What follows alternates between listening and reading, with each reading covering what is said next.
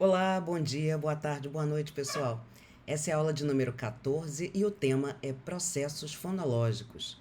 Leituras indicadas, Caluí Leite, página 42 a página 44, e Micaela Roberto, Fonologia Fonética e Ensino, Guia Introdutório, no capítulo 5, um capítulo bastante extenso sobre processos fonológicos. Também indico a vocês os verbetes dos dicionários de linguística voltados para os processos em específico. Eu recorri a muitos deles e eles estão citados ao longo dessa apresentação. Verbetes de dicionários como o Dicionário de Linguística e Gramática do Câmara Júnior, Dicionário de Linguística e Fonética do David Crystal, Dicionário de Linguística do Jean de Bois e outros autores. Então, são itens bibliográficos a que se pode recorrer também sobre o tema. Definição de processos fonológicos: modificações sofridas pelos fonemas em sua emissão em decorrência da influência dos sons vizinhos. Em qualquer momento, quando se combinam elementos para formar palavras ou frases, ocorre uma série de modificações determinadas por fatores fonéticos, morfológicos e sintáticos. Processos fonéticos e fonológicos são fenômenos de alteração que ocorrem com os fonemas e fones, facilitando a realização de dado som ou grupo de sons, seja pela criança em fase de aquisição da linguagem ou pelo adulto em sua fala cotidiana. Identificam-se os processos fonológicos também pelo termo metaplasmos, do grego meta mais plasmos, mudança de forma. Câmara Júnior, conferir verbetes. Então, vá lá no verbete metaplasmos, né? Define um metaplasmo como indicador de uma forma que não é normal, mas é admissível, e os que a empregam ou a encontram logo a associam à forma normal. Vejam que está se falando aqui de normal no sentido de norma, de comum, aquela forma mais comum para a emissão do vocábulo. O conceito de metaplasmo é um conceito sincrônico, refere-se às formas e suas variantes. De Bois define assim: chama-se metaplasmo uma mudança fonética que consiste na alteração de uma palavra pela supressão, adição ou permuta de formas. Então vejam que estamos aí diante de modificações fonéticas que as palavras podem sofrer na sua emissão. Então, saímos agora do bloco de estudo da fonologia, da descrição do sistema vocálico, do sistema consonantal, e entramos na descrição de processos que podem ocorrer com os vocábulos quando eles se realizam na fala, né? Diante da múltipla variação a que estamos expostos na fala, eu diria inclusive o máximo de variação possível de variação linguística, que é a camada fonética, a camada mais externa da língua, e os processos fonético-fonológicos nos permitem observar essa grande variedade de realizações. Ampliação do conceito metaplasmos, né? O termo, porém, acabou sendo empregado também para denominar as mudanças fonéticas situadas no eixo diacrônico. Sob essa perspectiva, consultem-se, entre outros, Câmara Júnior, no livro Princípio de Linguística Geral, e Crystal, no verbete Mudança de Som. Uma série de mudanças fonéticas constitui na filologia comparada uma lei. A filologia comparada é a filologia, os estudos linguísticos do século XIX, né? Os neogramáticos, como ficou conhecido um grupo de estudiosos da língua desse século XIX, acreditavam na hipótese de estas leis não terem exceções. Em outras palavras, em uma determinada época, todas as palavras contendo um som em um dado ambiente fonético mudariam da mesma forma. Uma lei explicaria os casos em que isso não acontecesse. Então, na ideia dos neogramáticos, quando estavam comparando línguas e observando a evolução ao longo do tempo de uma determinada língua, o que ocorresse de processo fonético com um vocábulo na sua evolução ao longo da história da língua deveria ocorrer também com todos os vocábulos que tivessem aquele mesmo contexto, aquele mesmo som, naquele mesmo contexto. Então, assim, eles observaram que ple, cle e fle passaram a che no galego-português que vai do século VIII ao século XII. Assim, pleno passou ao português arcaico chenho e ao português contemporâneo cheio. Plano deu origem a chão. É interessante que temos ainda, né, o vocábulo pleno e o vocábulo plano, vocábulos que mantiveram a sua forma oriunda do português clássico, né, e não do, aliás, perdão, do latim clássico e não do latim vulgar.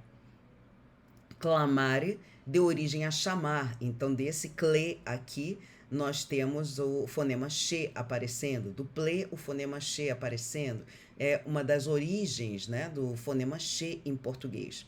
Flagare deu origem a cheirar, mas em certos vocábulos apenas trocou-se o le pelo re. Plaquere não deu origem a chazer, e sim a prazer.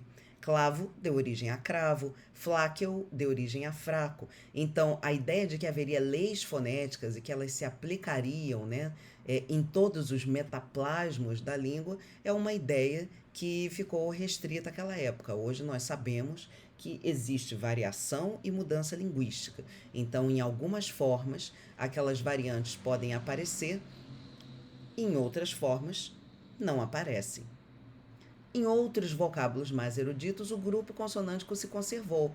O vocábulo pleno, que seguiu sua evolução no latim vulgar, mas também manteve a forma do latim clássico, clima, flauta, bloco. Então, nós mantivemos em alguns vocábulos esses encontros consonantais e em outros vocábulos esses encontros deram origem ao fonema che em português. Não houve uma só regra que atingisse a todas as palavras do idioma ao mesmo tempo. Algumas discussões em torno do conceito. Embora Câmara Júnior afirme que há impropriedade no uso do termo metaplasmos para designar as mudanças fonéticas, pode-se notar que existem mais semelhanças que diferenças entre as óticas sincrônica e diacrônica. O autor afirma que, em relação às mudanças fonéticas, o que interessa não é o processo em si, mas as circunstâncias em que ele ocorre, e elas extrapolam a descrição que os metaplasmos oferecem, além das influências sintagmáticas, as paradigmáticas, como analogia, por exemplo, pois a observação dos processos e das circunstâncias que os envolvem é produtiva e necessária, tanto na diacronia quanto na sincronia, uma vez que evidenciam as tendências evolutivas de variação e mudança latentes no idioma. Por que eu estou aqui discutindo o conceito de metaplasmos e levantando, né, o termo metaplasmos como um termo similar a processos fonológicos, um termo que pode substituir o termo processos fonológicos, né? Porque nós podemos observar, seja os metaplasmos, os processos fonológicos, como quer que a gente nomeie esses processos, tanto na diacronia, ou seja, na comparação entre várias sincronias, várias épocas de uma mesma língua, como na língua do hoje e do agora, na sincronia atual, tanto em sincronias passadas, comparadas entre si, quanto na sincronia atual. E tanto numa observação quanto na outra, nós encontramos as tendências evolutivas do idioma, às vezes já se manifestando francamente e às vezes latentes ainda, começando a se manifestar. E hoje nós estudamos essas tendências evolutivas sob a ótica, né, da sociolinguística, como eu já mostrei a vocês em outros vídeos, falando de fenômenos variáveis, ilustrando esses fenômenos, a observação desses fenômenos, seja com os resultados do Atlas Linguístico do Brasil, seja com resultados de outras pesquisas, nós vemos que essas tendências evolutivas são as tendências de variação e mudança, né? E é assim que nós as estudamos hoje. Um processo ocorrido na passagem do latim para o português pode estar se verificando hoje no português atual, e talvez as causas estejam relacionadas entre si. Com esse tipo de abordagem, pode-se falar então em tendências evolutivas do português do Brasil. Citando Calu e Leite, os processos que produziram mudanças históricas são os mesmos que estamos testemunhando a cada momento. Então, em geral, coisas que parecem novidades, troca de L por R, de lê por re, são coisas que já existiam no latim e já se manifestaram na passagem do latim para o português. Não fomos nós que inventamos. Por isso, eu vou fazendo um contraponto aqui o tempo inteiro de como esses processos atuaram na história da língua, o que nós sabemos, não é, sobre eles na passagem do latim para o português e como eles estão atuando hoje. Sempre que eu encontrei aqui na bibliografia que estava à mão, notícias do passado e do presente sobre esses processos. Uma discussão que eu acho necessária: processos fonéticos versus processos fonológicos. Maria Helena Mira Mateus et al., estou me referindo à gramática da Maria Helena Mira Mateus, fazem uma distinção entre os dois tipos. Para as autoras, a fonologia pertence a um nível subjacente, constituído de segmentos abstratos e hipotéticos que, por meio de regras que se aplicam sistematicamente a eles, gera os elementos fonéticos da língua. O nível fonológico e o fonético da língua estão relacionados por regras que alteram os segmentos subjacentes, mas também podem suprimir ou inserir outros. Então vejam, a língua tem esses dois níveis, o fonológico e o fonético, e a gente transforma, né, por meio de regras, aquele nosso conhecimento fonológico abstrato num conhecimento concreto, numa concretude, não é mais conhecimento, mas sim numa concretude pronta para uso. Né? Então temos a langue de um lado, a fala e a parole do outro, língua e fala, né? E isso se aplica ao nível fonológico e ao nível fonético também. Né? Um nível bastante abstrato, que é o fonológico, o conjunto de regras, o conjunto de fonemas que a língua tem, e o nível fonético, que é pôr esse nível fonológico em uso. Né? Foneticamente nós colocamos em uso. E nós costumamos chamar esses processos, né, é uma coisa histórica, esses processos que eu estou descrevendo aqui nessa aula, de processos fonológicos, quando na verdade eles são processos fonéticos. Por quê?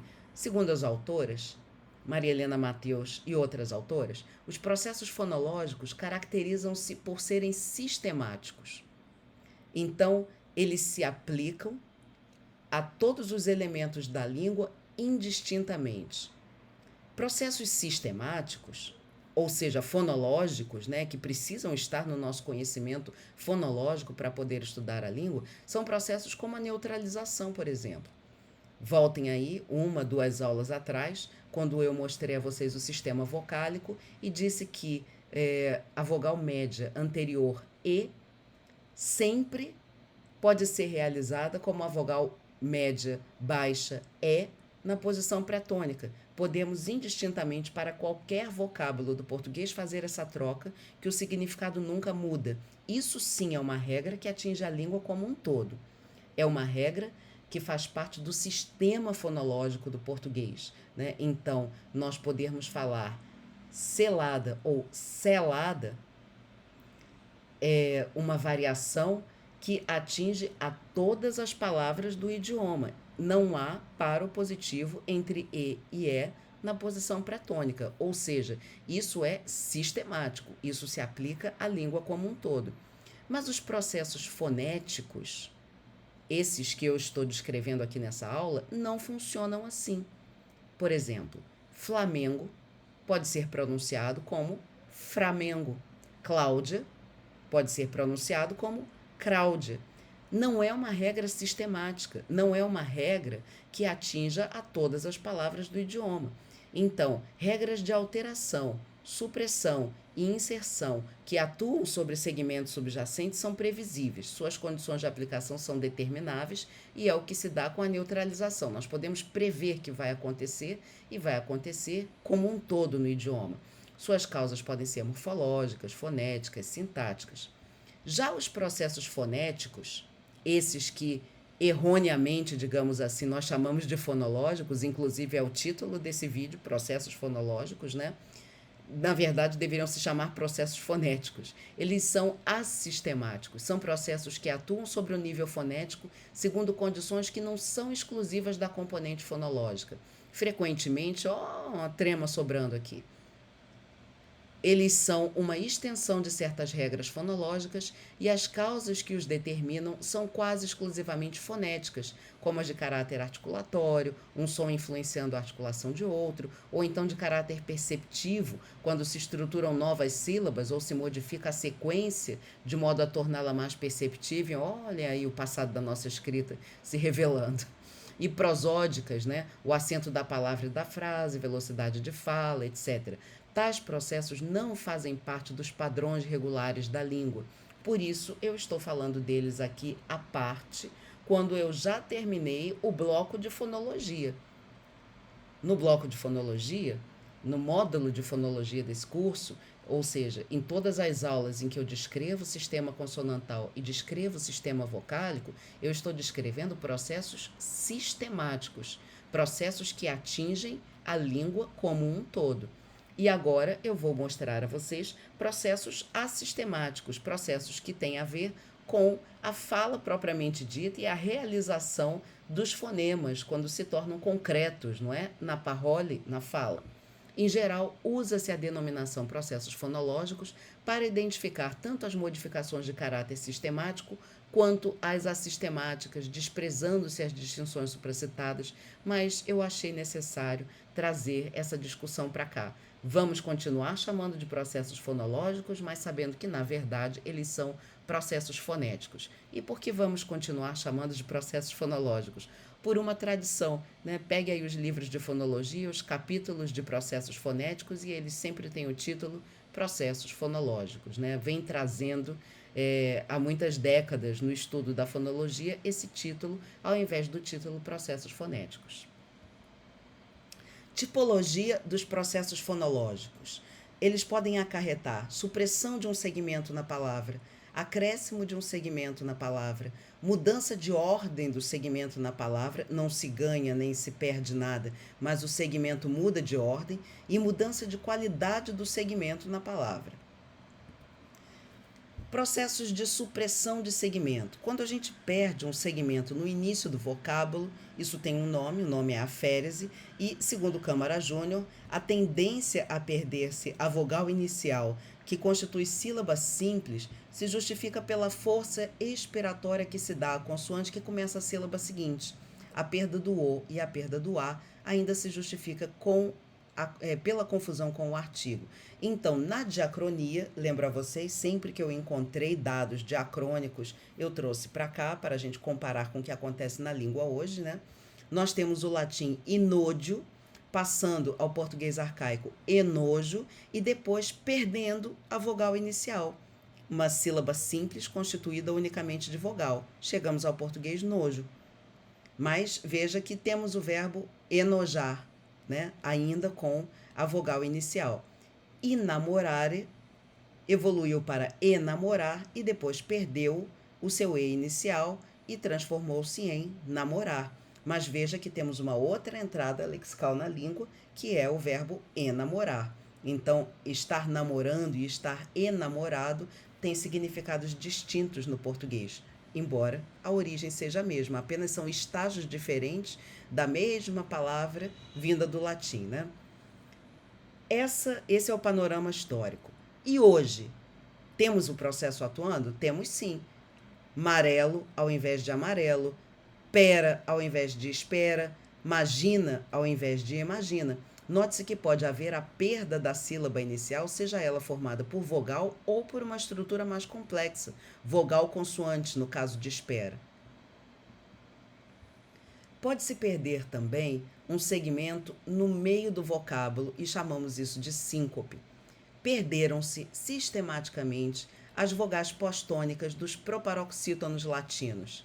A pícola evoluiu para a picla e depois para a abelha. Vejam que sempre que há três formas, essas três formas se remetem a forma no latim, a forma no português arcaico e a forma no português contemporâneo. Três fases da evolução da língua portuguesa. Então, a pícola, um proparoxítono. A picla caiu o U postônico. E de apicla chegamos em abelha. Não resisto aqui a comentar, o cle, esse grupo consonântico, também deu origem a outro fonema, o fonema lhê no português. É uma das origens do fonema lhê no português, né? Cálidos deu origem a caldo. Mais uma vez, perde-se aqui uma vogal postônica. Aurícula dá origem à orelha. Perde-se também a vogal postônica. Também não resisto a comentar que esse sufixo ula era o sufixo do diminutivo em latim, né? Então, há vários processos, né, atuando aí. A forma do diminutivo substituiu a forma do grau normal, enfim. Aguardem o curso de História da Língua, que não será dado por mim, mas Tem excelentes professores na casa que ministram esse curso, e aí vocês vão ter mais informações desse passado do português, né? Esse processo continua atuando sobre os proparoxítonos restantes. Os proparoxítonos que nós temos hoje no português também continuam perdendo vogal postônica, tendo a síncope de uma postônica. Óculo evoluiu para olho. Óculo, a forma latina, deu origem à palavra olho. Mas hoje nós temos o vocábulo óculos, e sobre ele incide síncope. Óculos, óclus, com 2 sílabas só, sem essa postônica aqui. O mesmo acontece com abóbora, passando a abóbra. Xícara, passando a xicra, com 2 sílabas só. Fósforo, passando a fósfru, com 2 sílabas também. Diacronicamente, houve, no século XI, a queda do lê intervocálico e no século XII a queda do nê no mesmo contexto. Assim, salire perde o lê e deu origem a sair. Pópulo perde o lê e deu origem a pobo e depois a povo. Corona, coroa, perde-se o nê, a nasalidade dele vem para a vogal anterior e depois essa nasalidade se perde. Lembrem aí da aula anterior a essa, aula de número 13, em que eu falo das vogais nasais em português. Olha aqui as vogais nasais em hiato, né, no português arcaico. E deu origem a coroa no português contemporâneo. Mano perde esse nê intervocálico, que está aqui entre 2 vogais, e dá origem à palavra mão. Hoje é comum a síncope de consoantes líquidas, então perder uma consoante no meio da palavra. Estamos falando disso, síncope, perda de consoante no meio da palavra. Drible varia com dible, bicicleta varia com biciqueta, então estamos perdendo o lê dos grupos consonantais, né, nessas realizações aqui. Barata, um re intervocálico, pode variar com baata, e aí vão pensando se vocês já ouviram essa forma, se já ouviram outras parecidas, né? E o que tiverem de contribuição, comentem aqui para mim, que sempre é válido, né? A gente saber o que anda aí pelo Brasilzão de meu Deus, em termos de processos fonológicos, tá? Torcida pode variar com tossida, a perda do R. Quando ocorre a síncope de toda uma sílaba medial, dá-se ao processo o nome de aplologia. Ela pode ser provocada pela existência no vocábulo ou no grupo de força de uma sílaba idêntica ou então de conformação fonética semelhante. Dentro de um vocábulo, paralelepípedo tem 2 sílabas iguais. É comum apagar uma delas. Paralepípedo. Dentro do contexto, são 1, 2, 3 vocábulos. Nós podemos chamar isso de um grupo de força. Falamos isso tudo junto.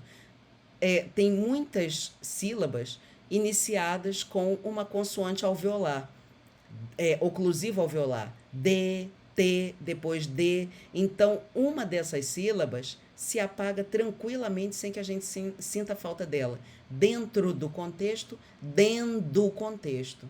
Dentro do contexto, pode ser dito assim, e nós não sentimos sequer falta dessa sílaba. Do lado de lá, a mesma coisa. Experimente aí dizer do lado de lá da rua, ou então dizer do lado de lá da rua, com o apagamento dessa sílaba, né, que evita aqui repetições de fonemas com os mesmos traços ou fonemas iguais, né? É um processo comum no português. Apagamento de um segmento no fim do vocábulo. Então, vimos que pode se perder no início, no meio e agora no fim. Chamamos de apócope. Perderam-se do latim para o português as consoantes finais, excluindo-se sibilantes e líquidas. Amat, por exemplo, essa oclusiva, se perdeu e chegamos na forma da terceira pessoa do presente, ama. E a vogal final E, precedida de consoante líquida, sibilante ou nasal dental. Amare, do infinitivo, perdeu o seu E final e passamos ao infinitivo amar. Metire, perdeu o E final, passamos ao infinitivo, terminando em consoante. Medir, salire, perdeu também o E final, saímos dessa sílaba consoante vogal e passamos a ter uma sílaba travada por uma consoante. Sair.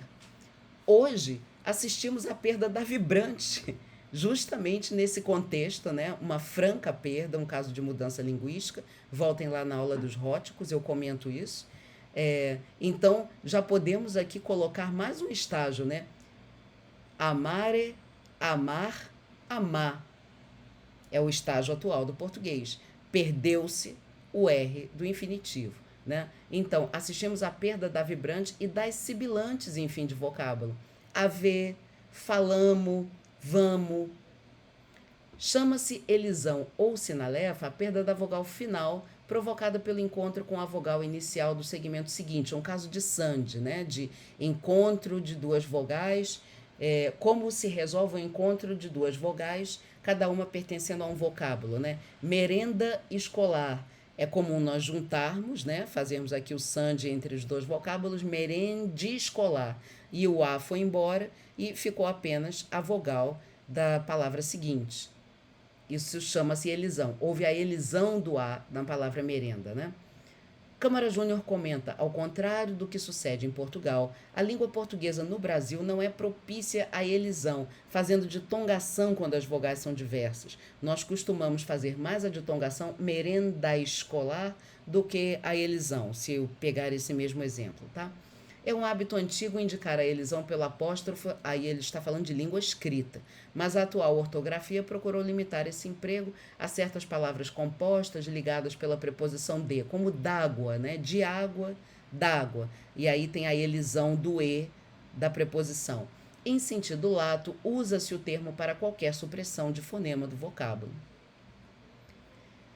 Falamos de perda de segmento, as palavras se modificando por perda. Vamos falar agora de palavras se modificando por acréscimo. É interessante observar que nem tudo na língua muda para as palavras ficarem menores, para as palavras ficarem mais simples, às vezes elas ficam mais complicadas. Às vezes a gente insere segmentos, né? Então, fiquem tranquilos, olhando para os processos fonológicos, porque nós não vamos chegar numa língua universal formada apenas de um A. Não é assim, né? Às vezes, as pessoas que observam, pessoas leigas, né, em fonologia, que observam processos fonológicos, pensam, nossa, o que vai sobrar das palavras, né? Se as pessoas estão fazendo abóbora virar abóbora, se estão dizendo espera, ao invés de espera, estão dizendo pera. Daqui a pouco vai ter só o quê? Uma vogal E no verbo espera? Não, não vai. E, inclusive, nós às vezes acrescentamos coisas nas palavras, né? Então, elas mudam em vários sentidos. Ou seja, a língua varia. Fale isso 3 vezes, de manhã, de tarde, de noite. A língua varia, a língua varia, a língua varia. E aos poucos você vai se acostumar com isso. A variação linguística é inerente às línguas. Não há como fugir disso. Toda e qualquer língua sobre a Terra apresenta variação e mudança.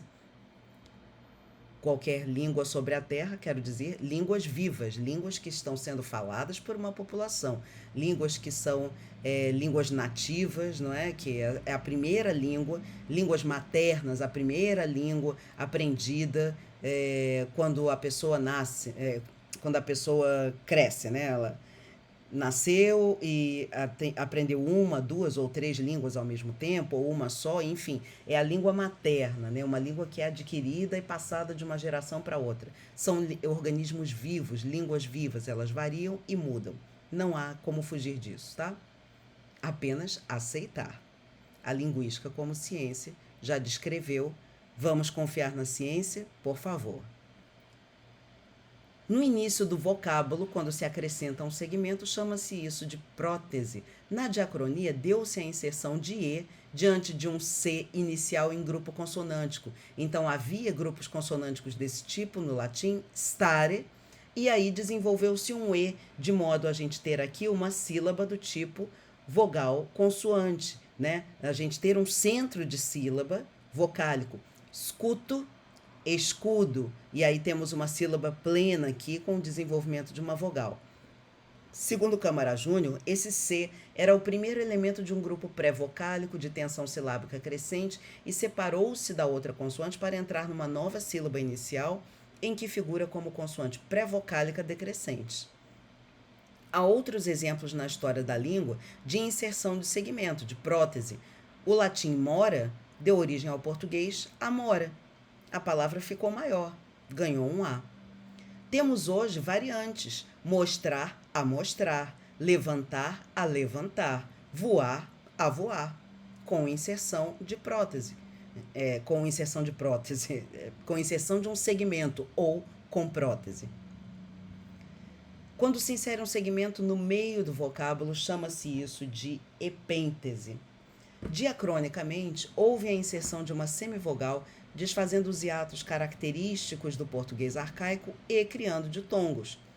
Latim vena, caiunê, português arcaico vea, e desenvolve-se uma semivogal aqui. Entra um som na palavra que não existia. Veia, um som que tem o intuito de amenizar a passagem, né, o choque de duas vogais núcleo de sílaba, né?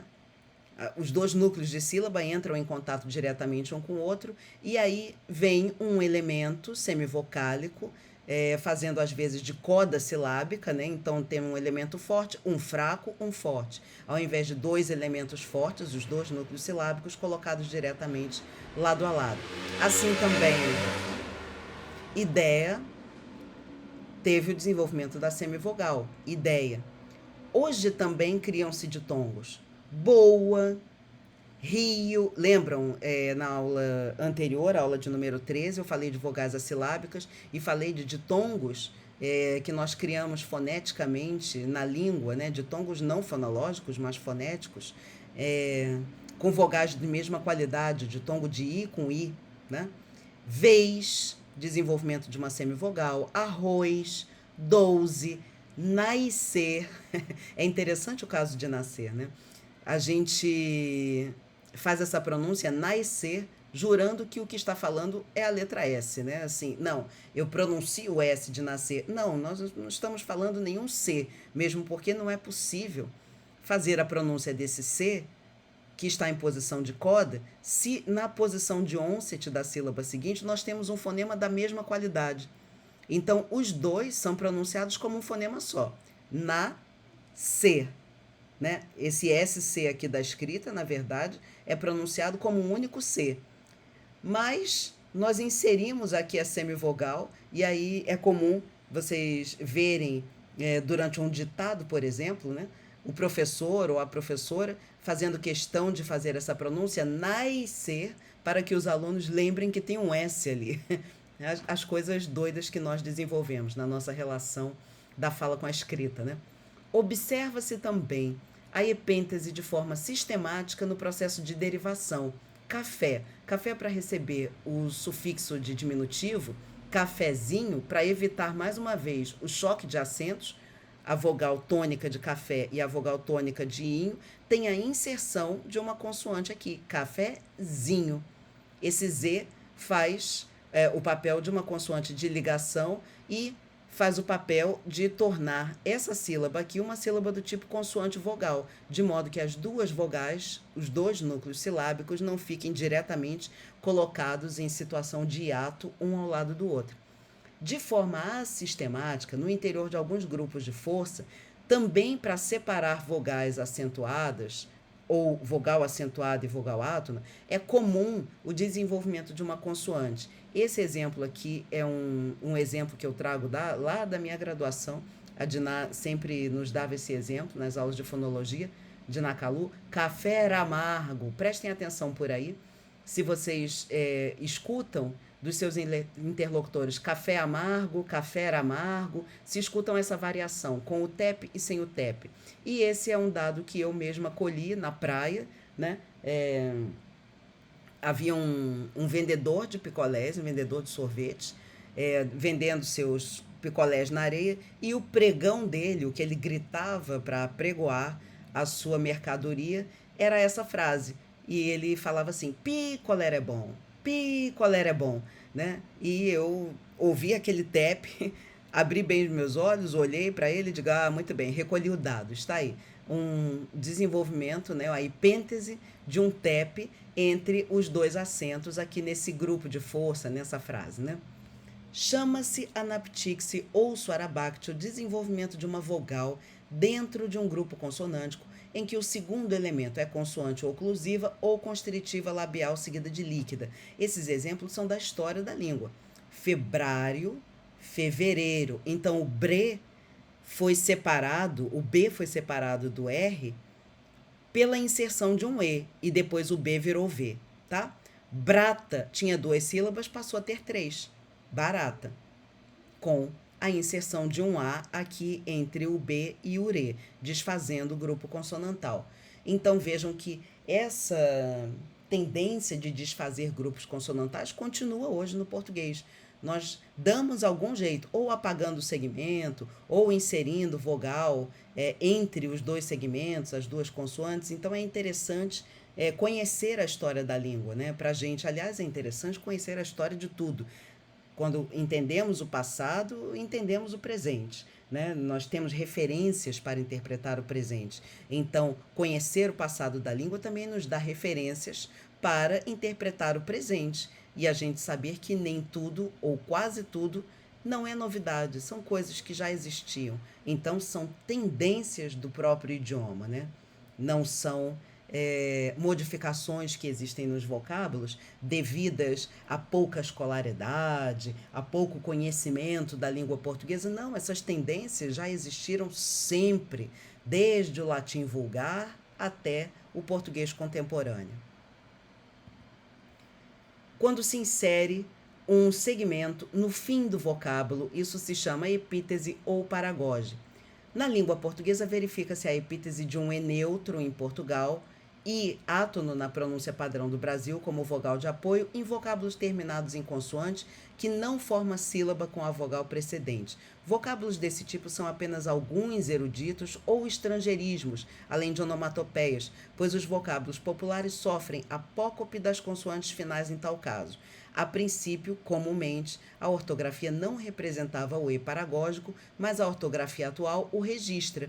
Então, Judite, né, ganhou um E no final. Clube, a palavra de origem estrangeira, entrou no português e quando entrou com um B sozinho, né? Depois ela se dicionarizou, se aportuguesou e entrou aqui nas normas fonológicas do português, quais sejam. B não trava sílaba em português. O B está abrindo uma sílaba nova. Se está abrindo uma sílaba nova, essa sílaba nova precisa ter um centro. Esse centro é a vogal. Então vamos registrar na escrita a vogal que usamos na fala.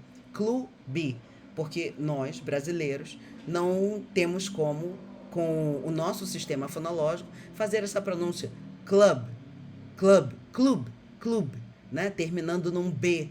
Não temos B travando sílaba em português, não tem como a sílaba terminar num B. Chique, né? Também ganhou aqui um E final. Desde que o vocábulo não seja mais considerado estrangeiro, ele tem a sua ortografia atualizada. Do contrário, como em antropônimos e topônimos, a vogal existe, embora não grafada. E aí o Câmara Júnior cita Raul de Leone, por exemplo, rimando Lilliput e Lute, né? Dizendo, olha, em português, esse Lilliput não é Lilliput, é Lilliput, da mesma forma que Lute, né? Então termina em I e termina em I, dá para rimar uma palavra com outra. Também houve a epítese de C nos advérbios pela analogia de outros assim terminados. Então, ante ganhou um S, antes. Eu coloco aqui outros exemplos de epítese, né? Sol pode aparecer em pronúncias, em normas populares como sole. Se vocês já tiverem ouvido, me digam aí. Pecador como pecadore. Inclusive, esses foram dados que me foram trazidos por alunos, né? Durante as aulas. E eu lembrei aqui de short. Olhando no dicionário, eu não vi uma pronúncia portuguesada para short. E é uma palavra do nosso cotidiano. Todos nós usamos short, todos temos short em casa, né? Homens, mulheres, crianças, é uma peça de roupa universal. E ela está aqui grafada com um SH, que é um tipo de grafia para o fonema che, que não pertence à relação grafema-som-fonema do português, e continua assim grafada, e também com o T sem uma vogal do lado, sem um E, assim como o clube já ganhou o seu E. né? Mas, claro que nós só temos um jeito de falar essa palavra, short, né? Que na verdade quer dizer curto, né? Em inglês, né? Então é a calça curta. Mudança de posição do segmento. Então vamos lá. Até agora vimos que uma palavra pode perder segmentos, ganhar segmentos e agora nem ganha nem perde, mas os segmentos podem mudar de posição dentro da palavra. Chamamos isso de metátese. É a mudança de ordem de um segmento na palavra, seja no interior da sílaba, seja para além dos limites da sílaba, um deslocamento no eixo sintagmático, no vocábulo, às vezes saindo de uma sílaba e indo para outra. Segundo Câmara Júnior, é a mudança fonética que consiste na transposição de um fonema dentro do vocábulo. É comum também encontrar o termo transposição para esse tipo de processo fonológico. Os dois tipos de metátese relevantes na história da língua portuguesa continuam atuantes no idioma. Primeiro, a transposição da semivogal. O latim capio tinha a semivogal aqui na segunda sílaba e passou para o português caibo. A semivogal saiu da segunda sílaba e foi para a primeira. Tábua. Hoje nós vemos a variação entre tábua e tauba. A semivogal sai da segunda sílaba e vem para a primeira, como na passagem do latim para o português. Deixa eu fazer uma observação. Esse símbolozinho aqui, ele significa evolução, né? Como que uma forma de uma dada sincronia evoluiu para uma forma em outra sincronia, né? Então, é a evolução ao longo do tempo. Esse outro símbolo que eu estou usando, o tio entre as duas palavras, significa variação. É uma variação dentro da sincronia atual. Então, são duas formas variantes. Tábua varia com tauba. Leiam assim toda vez que houver um tio entre as duas formas. É para dizer que elas são variantes no português. Da mesma forma, águia varia com aiga e varia com aig também, tá? Claro que nem todos nós já ouvimos todas essas variantes que eu estou colocando aqui, né? Algumas eu já ouvi, outras me foram ditas, outras eu li em livros e assim estou fazendo o elenco delas aqui para vocês. Transposição da vibrante, latim fenestra, português fresta, a fresta da janela. Então vejam que o TEP estava na última sílaba e ele passou para a primeira. E claro, houve a queda aqui do NEM intervocálico, então essa sílaba, as duas sílabas se fundiram e depois o R pulou para a sílaba anterior. Latim semper deu origem ao português sempre. Mesmo processo. O R estava na posição pós-vocálica, fechando a sílaba, e ele veio para a posição pré-vocálica, para antes da vogal.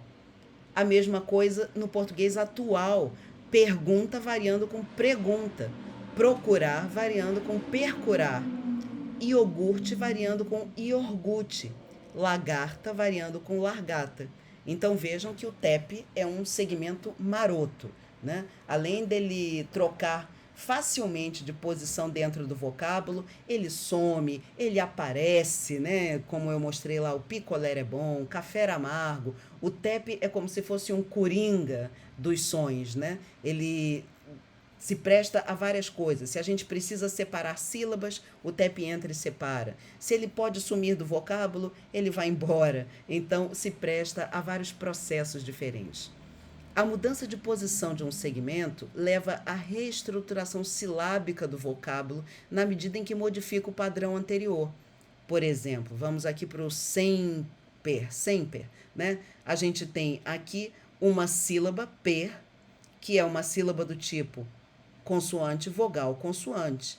Se o R sai daqui, da coda, e vem para o onset, nós deixamos de ter uma sílaba fechada. Ela se reestrutura e passa a ser uma sílaba aberta. Então, a reestruturação silábica aconteceu em todos esses exemplos aqui. Há ainda a possibilidade de transposição de um suprassegmento, o acento tônico, e isso é chamado de hiperbibasmo. Então, rubrica varia na língua com rúbrica. Nobel varia com Nobel. Ruim, eu marquei aqui as duas sílabas separadas para conseguir falar como oxítona, varia com ruim, como uma sílaba só. né? Então vejam que aqui, na verdade, não é o segmento que está sendo modificado, que está sendo, aliás, transposto, né? Mudado de posição. O que está sendo mudado de posição é o acento, é um suprassegmento. Mudança de qualidade do segmento. Então vamos lá. Falamos de perda de segmento, inserção de segmento, mudança de local do segmento no vocábulo e agora, nesse último bloco de processos fonológicos, não temos nem ganho, nem perda, nem mudança de posição. Temos mudança de qualidade. Os traços distintivos é que se modificam. Assimilação é o primeiro tipo de mudança de qualidade do segmento, tipo muito frequente de modificação sofrida por um fonema vizinho, que se deve ao fato de as duas unidades em contato terem traços articulatórios em comum. É o que se verifica nas mudanças abaixo. Então, deixa eu fazer uma observação antes. Assimilação, na verdade, não é propriamente o processo, né? Mas é a explicação de por que o processo ocorre. Porque a mudança de qualidade, nós vamos dizer, olha, o segmento era baixo, se tornou alto. O segmento era anterior, se tornou posterior. Mas por quê? Ele mudou de altura, de baixo passou para alto. Ou porque de anterior mudou para posterior, tá? Isso aí se deve muitas vezes à assimilação. Então, latim lacte, evoluiu para light e depois para leite. Nós temos aqui duas vogais que têm qualidades bastante distintas, uma vogal baixa e uma vogal alta, e essa vogal baixa se transforma numa vogal média, uma vogal mais próxima dessa semivogal I. O I influencia a altura do A. O A deixa de ser vogal baixa e passa a ser vogal média. Fame evoluiu para fome. A consoante bilabial me influencia a vogal A, levando-a a levando-a, né? Influencia o A, levando, bom, eu posso falar dos dois jeitos, a tornar-se uma vogal arredondada O, uma vez que me é uma consoante bilabial, tem os lábios envolvidos e faz com que esse traço de labialização se estenda para a vogal anterior, a vogal O. Salsicha varia com salsicha. Eu tinha colocado aqui um che, um fone che, tirado lá do alfabeto fonético internacional, mas por algum motivo o PowerPoint não quis manter o che. Então vejam aqui, né? Porque eu não vou gravar esse vídeo todo de novo, nem vou editar. Então faço a edição aqui agora, ao vivo com vocês. Coloquem aqui um che, enxerguem aqui um che, né? Salsicha, nós tínhamos aqui um C, que é uma fricativa anterior, produzida na parte da frente da boca, e um che, que é uma fricativa posterior, produzida na parte de trás da boca. Então, houve a posteriorização por conta da assimilação. Os dois sons que eram diferentes se tornam iguais. C torna-se idêntico a che, assimilando todos os seus traços. Querendo e querendo. Ne e D têm o mesmo ponto de articulação, e nesse caso o primeiro fonema provoca a perda do segundo. Então é uma assimilação total de traços que leva, né, já que ela é total, à perda de um dos segmentos. Então ela é seguida do apagamento do segmento. Embora eu tenha colocado aqui na assimilação, a assimilação é a explicação da queda desse D, né? A gente pode colocar isso aqui lá anteriormente no bloco de queda de segmentos, tá? São também casos de assimilação a harmonização vocálica, já falamos dela, volte lá na aula de sistema vocálico, influência da altura da vogal tônica sobre a altura da vogal pretônica, perigo, aqui é uma vogal média, a vogal pretônica, e aqui na tônica uma vogal alta. A vogal alta influencia a vogal média e faz com que ela se harmonize em altura com a tônica, consigo, né? Então, ela passa também a ser uma vogal I. Perigo passando a perigo. Metafonia, influência de I e U pós-tônicos sobre a altura da vogal tônica. Isso aqui é menos comum, mas se encontra na passagem do latim para o português. Uma pós-tônica ser capaz de influenciar a altura da tônica. Então, latim feci, a pós-tônica era alta e a tônica era média. Passou a uma tônica alta, fiz, por influência dessa pós-tônica aqui. Toto, ou toto, não me lembro qual é a pronúncia, se é com O, ou, se é O breve ou se é O longo, né, do latim, passou ao português tudo, né? E aqui nós temos um U final que influencia o O, ou o O tônico, e ele passa a vogal U. Palatalização, processo muito conhecido por nós, né, no português, e muito extenso no português brasileiro, são muitos fonemas que sofrem a regra de palatalização, né? A presença da semivogal I pode levar à modificação do ponto de articulação de algumas consoantes. Na história da língua, veclo, uma forma hipotética, velho, né, numa forma não documentada, chegando ao português velho. Então temos aqui mais uma origem do fonema lhe no português, né? O cle desenvolvido, aliás, é a mesma origem que eu já tinha mostrado alguns slides atrás, né? O cle passando a lê, mas mostra-se aqui o estágio que se pensa que deve ter acontecido e que não é documentado na escrita, né? Esse estágio é o desenvolvimento de uma semivogal I aqui. E essa semivogal I levaria o lê a se palatalizar. E aí nós teríamos a origem da consoante palatal no português. Muito, passando a muito, o che aqui apareceu direitinho. Então temos aqui a semivogal I, que dá o seu traço de altura de vogal alta para a consoante seguinte, que se torna uma consoante africada, né? Palatalizada, com a língua mais próxima do palato, né? Então, muito, passando a muito, ou variando com muito, né? Nasalização é outro tipo de assimilação. A presença de uma consoante nasal é capaz de estender o traço de nasalidade a fonemas vizinhos. É o que explica a variação de mortadela, mortandela. Está aqui a consoante nasal e a nasalização passa para essa sílaba também. Identidade, indentidade, a nasalização se estendendo para a primeira sílaba. Sobrancelha, sobrancelha.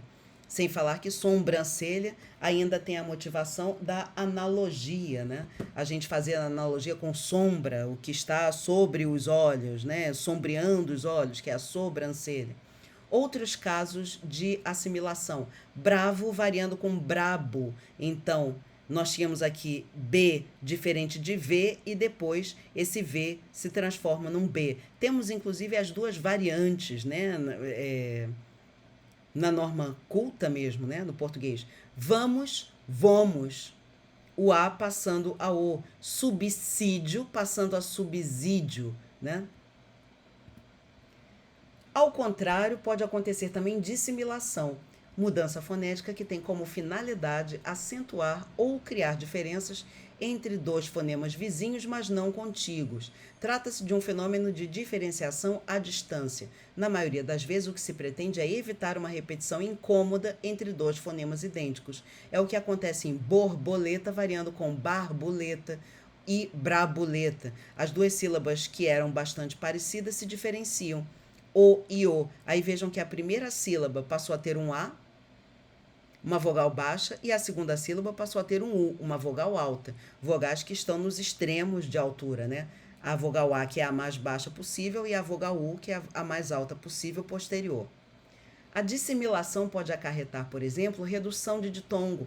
O processo atua na história da língua. Augustus, vejam que tem vários U's, e depois Augustus, modifica-se esse ao inicial vira ou, e depois esse ou vira agustus e agosto. Então a primeira sílaba se modifica bastante em relação às outras. Isso continua atuando hoje. Me lembro de um amigo chamado Eugênio, que às vezes era chamado de Ogênio, né? Então havia dissimilação com a modificação de um dos eis aqui, né? Despalatalização também é um processo de dissimilação, se nós considerarmos, né, que primeiro houve a passagem na história da língua, né, de lê ao lado de a semivogal se tornar palatal, então depois perder esse traço, né? Mas também podemos encarar isso apenas como perda de qualidade do segmento, mudança de qualidade do segmento, né? Mulher, né? Perdeu o traço de palatal e se transformou em uma consoante alveolar, tá? Inclusive eu separei aqui coloquei despalatalização, longe de dissimilação, mas em alguns livros vocês vão encontrar a despalatalização inserida nos processos de dissimilação, né? Concordo se nós pensarmos assim na história da língua como um todo, mas não há como procurar alguma coisa que na própria palavra mulher que nos dê o indício de que esse lhe queria se modificar em relação a alguma coisa parecida no mesmo vocábulo, né? Então, se compararmos com a história da língua, sim. Mas se olharmos apenas para a língua hoje, é apenas um processo de mudança de qualidade do segmento. Iotização, mudança de uma vogal ou consoante para a vogal alta I ou para a semivogal correspondente ou iode. Então, são exemplos: mulher passando a mulher, palha passando a paia. Rotacismo, acho que é o processo fonético fonológico mais conhecido, né? Assim, mais comentado e mais conhecido. Transformação da sibilante sonora Z, isso se falarmos em história da língua. Em TEP, apical. Por extensão, designa a transformação do TEP a partir de outras consoantes como D e LE. Como exemplo do primeiro caso, o Z passando a RE, tem-se a mudança de corpus para corpores, né? Ao longo da declinação da palavra corpus, a gente tem esse C aqui sendo mudado por um TEP. E isso é regular na declinação latina, levando hoje à existência de dois radicais, corpo e corporal, né? Esse TEP se desenvolveu assim. A mudança de outros fonemas para TEP verifica-se hoje em malvado, marvado, mesmo, mermo. Lambidacismo, troca de re por lê. Chorona, cholona, cérebro, célebro. Então, o processo contrário, né? Você já tem o TEP e troca o TEP por um lê.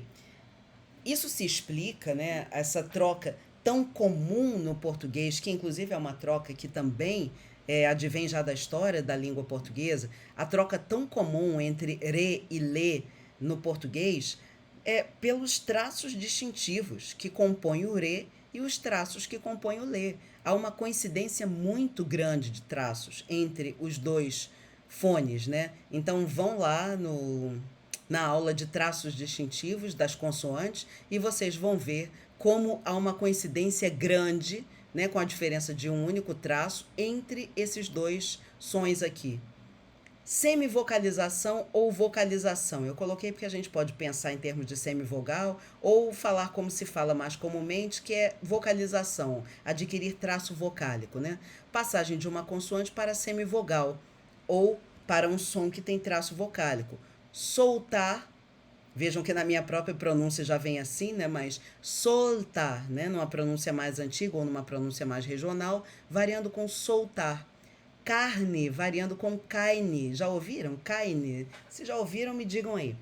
Anteriorização. Churrasco, che, uma consoante posterior, passando a c, uma consoante anterior. Churrasco. Posteriorização. Salsicha, salsicha. Eu já tinha falado de posteriorização e trouxe para cá, né? Analogia. Tendência niveladora dos fenômenos linguísticos. Segundo Celso Cunha e Wilton Cardoso, Estilística e Gramática Histórica, aplica-se o termo a mudanças fonéticas desencadeadas pela comparação com a estrutura fonológica de outros vocábulos que, por sua vez, tenham afinidade sonora e ou semântica com o vocábulo que influenciam. Assim, estela evoluiu para estrela por analogia com astro. São hipóteses, tá? Eu estou aqui trazendo as hipóteses para como que se explicam os estudiosos, né, da história da língua, explicam o desenvolvimento desse TEP, né, em estrela, né? Da onde veio esse R de estrela? Talvez por analogia com astro, tá? Lembro a vocês que TEP é um som maroto e aparece, desaparece, muda de lugar, brinca dentro das palavras, né? É o nosso coringa em termos de som, pau para toda a obra.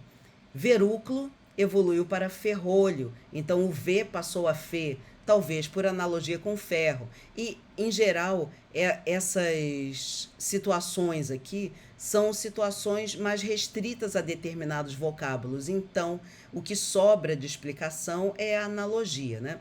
Floresta evoluiu para floresta, talvez por analogia com flor. É o que se lê nos livros de história da língua, tá? Assibilação, passagem de uma consoante oclusiva para sibilante. Vamos para a história da língua. Quentum deu origem a sem, o que passou a ser. Nesse exemplo reside uma das origens da não correspondência grafema-fonema quanto a sibilante e suas representações, e por isso eu trouxe os exemplos para cá. A letra C representava em latim sempre o fonema que. Este fonema, em alguns contextos, evoluiu para C, mas a grafia anterior se manteve. A grafia de sem, como a de outras palavras de nossa língua, é uma grafia etimológica, né? Outros exemplos de assibilação: inértia passando a inércia, patientia passando a paciência.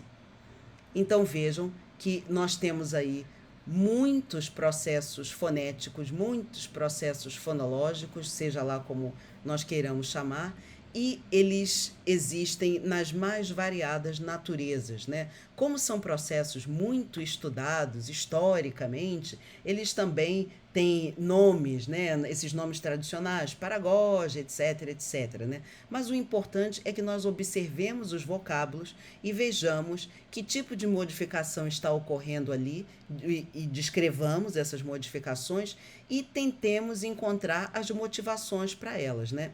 Então, no mais, meus amigos, muito obrigada. Mais uma aula muito comprida, né? Lembro que isso num curso presencial levaria pelo menos 2 aulas, mesmo porque teria interação, vocês estariam me dando os exemplos e sinto bastante falta dessa interação, mas também estou deixando aqui um documento para a geração de vocês, os meus alunos de agora, desse semestre e para os próximos que virão, né? Então, muito obrigada pela paciência mais uma vez e até a próxima aula.